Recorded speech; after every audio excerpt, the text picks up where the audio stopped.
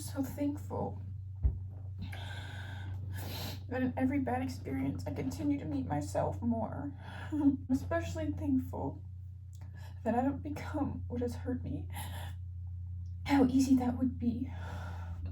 I have so much gratitude for my ability to feel so deeply. All I've ever wanted was to be met with compassion. And because of what I experienced as a child, I attracted similar people. I'm not mad at myself because of it. I'm grateful that I had to learn that way. It had to be family, the closest people to burn me. That it had to be the closest people, because nobody ever had enemies that weren't friends first.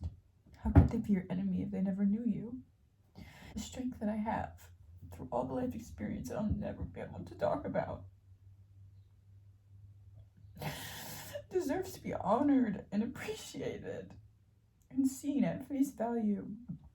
One thing I'm very, very proud of is leaving every circumstance that didn't let me happily be appreciated. Like, how do I say this? If you're not grateful for my company, I'll go. And I will go and I will go. And wow, is that so invigorating, and I'm so grateful to have that type of peace after everything. Like, the world could have made me so hard. It could have made me so hard, and it's not pity. I don't feel bad for myself. It's not like that. It's like I have a weight on my shoulders, or how do I put this? It's like I'm haunted in a house I never built, right? And there's a mat at the door. And everywhere I go, I take that mat with me so I can remember. What if I want a new one, though? And I just say, fuck it. It hurts so good to feel so much gratitude for life's experiences. I don't get how we see fragile things and we hurt them. Like dogs, you know, let's use a dog for an example. People get dogs and they leave them in cages. And the dog barks or pisses on itself and they get mad at it for barking at them when all it's ever wanted to do is be heard. And so they isolate that dog and they shut that dog out. It's such a bad dog, but it's cool to brag about its breed when people are around. It's not cool to just love that dog, though. And for some reason, I've met people like that my whole life. And that reason is I thought I deserved it. And now I don't think I deserve it. And I'm so proud of myself. Yeah, like, oh, you're a grown-ass adult. Like, in my mind, I was grown before I could breathe. Smarter before I could even think. Financially on the move before I even was on the street. Ahead of every step. Behind every curve. And I wore the clown suit. I wore the fucking clown suit. Because it's better to be underestimated than it is to take up space. And I mean all of this on a personal level, on an intimate level, like a diary. I'm tired of not taking up space because I'm afraid of who I'll become. I'm afraid that I might actually be loved. That I might actually get everything I was looking for.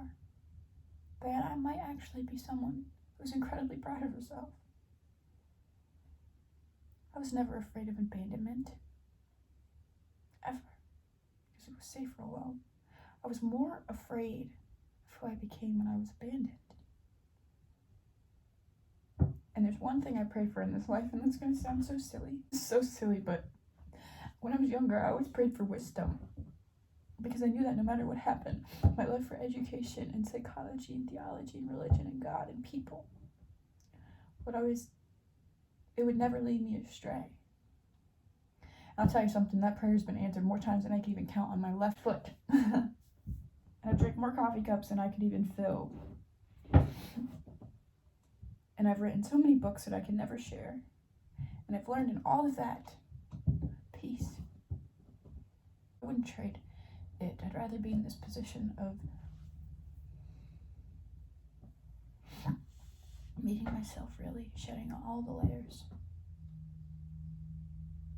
and sharing it, than being on the ladder, being a person who's comfortable with hurting other people and never looking in the mirror. I just don't think about everything. I don't know how people live with themselves or sleep at night, because I couldn't. Even if I had a fork in the sink and I lied and said it was a spoon, I couldn't live with that. So sometimes I struggle with it, or like I'm currently struggling with it. I believe there's good in this world, I just haven't seen it, and I don't know why I haven't seen it. The only places I've seen it is in all my favorite things like books and coffee and cats, especially cats. God, I love cats so much.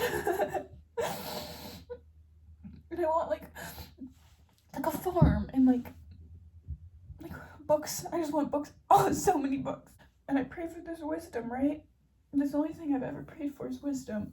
And I can fully wholeheartedly say that. And occasionally as a kid, I would pray that God would help me through my cramps while I would poop, because I didn't know I was lactose intolerant.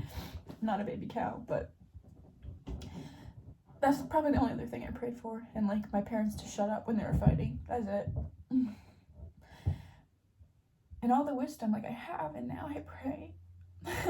It's so stupid.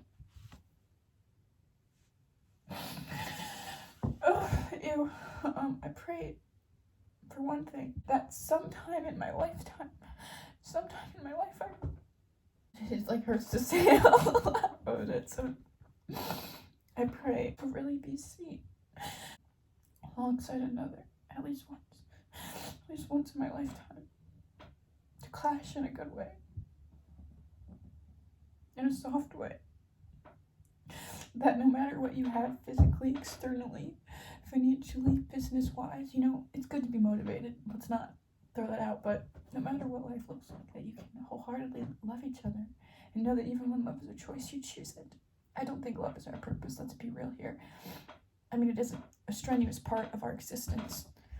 That's why people have businesses, they love doing it. That's why people this and that. That's why things are invented. That's how the world goes round. That's why babies are made. That's why you're here. That's why I'm here.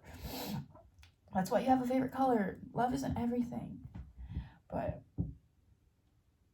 I don't believe that we are without love if we're on our own. I just would like some time to meet a person that feels like home. Because I'll never know what that's like. I'll never have a home to go back to. I never had one in the first place. That I'm really just held. That all my strengths are seen. Not as weaknesses, but as part of like being a badass bitch, as like a strength. Like loving people so much. Knowing so much. I don't know. I really don't know. I just quietly sometimes think to myself like it's real. And every time I meet a new lover, I believe it's real. I believe it's real. Go into that with open arms and pure acceptance.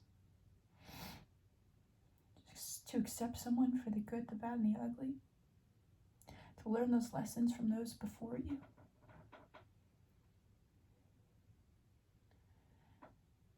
I'm gonna be real with you.